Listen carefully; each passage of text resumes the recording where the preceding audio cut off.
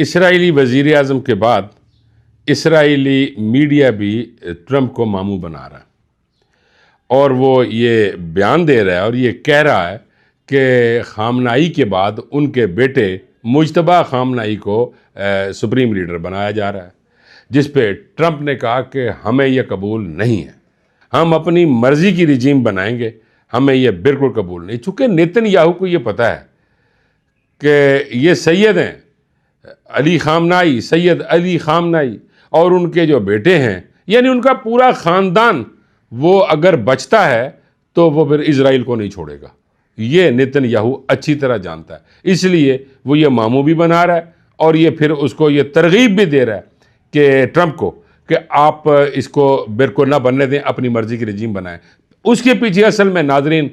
Netanyahu का अपना खौफ है, जो कि वो चाह रहा है कि सैयद अली खामनाई का कोई भी ख़ानदान का बंदा ऊपर ना आए। नाज़रीन, चूँकि ये ख़बर फैलाई जा रही है इसराइली मीडिया की जानिब से, लेकिन ये ख़बर फेक है। वहाँ पे कोई ऐसी बात ईरान में नहीं है कि वो मुज्तबा खामनाई को वहाँ पे वो सुप्रीम लीडर बनाए, लेकिन ये फैलाया जा रहा है और ट्रंप को गुस्सा चढ़ाया जा रहा है